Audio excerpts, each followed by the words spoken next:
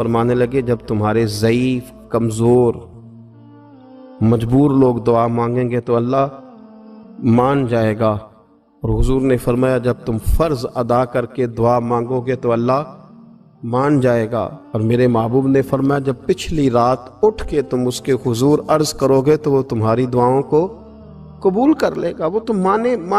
مان جائے گا۔ اور حضور نے ہمیں دن بتائے، فرمایا جمعے والے دن مانگنا مان جائے گا، شب قدر کو مانگ لینا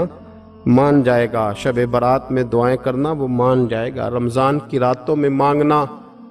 مان جائے گا، قرآن پاک کے ختم کے موقع پر دعا کرنا مان جائے گا، طریقے بتلائے۔ اب یہ ہے کہ ہم نے تو مانگنا تھا نا اس کی بارگاہ میں،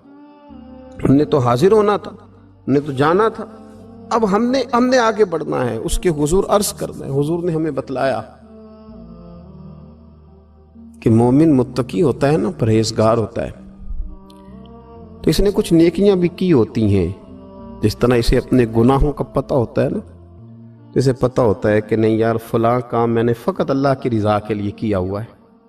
وہ میرا اور میرے رب کا راز ہے۔ فرمایا جب تم بڑے الجھ جاؤ نا،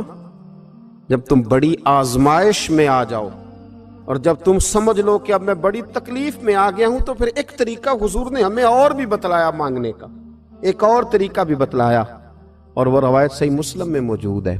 راوی حضرت عبداللہ ابن عمر رضی اللہ تعالیٰ عنہ، حضور فرماتے ہیں 3 لوگ سفر کر رہے تھے،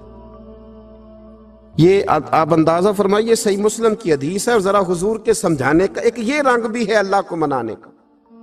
ایک یہ انداز بھی ہے اس کی بارگاہ میں گزارشات پیش کرنے کا، یہ بھی ایک طریقہ حضور نے ہمیں بتلایا۔ اگرچہ اپنی نیکیوں کو چھپانا چاہیے، نیکیاں جو چھپی ہوئی ہوتی ہیں وہ قیمتی ہوتی ہیں، وہ قیمتی چیزیں ہوتی ہیں جو لوگوں نے چھپا کر کے رکھی ہوتی ہیں۔ حضرت عبداللہ ابن عمر فرمانے لگے کہ نبی پاک صلی اللہ علیہ وسلم فرماتے ہیں 3 لوگ سفر کر رہے تھے،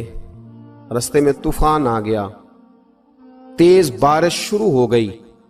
تو حضور فرماتے ہیں وہ تینوں بارش سے بچنے کے لیے ایک غار میں چھپ گئے۔ ان کو پتہ ہے پرانے زمانے کے اندر غاریں ہوتی تھیں، اور لوگ جب سفر کرتے تھے لمبے تو پتھروں اور پہاڑوں کے بیچ میں سے سفر کرتے تھے، وہ غار کے اندر چلے گئے۔ اب چونکہ طوفان بہت زیادہ تھا،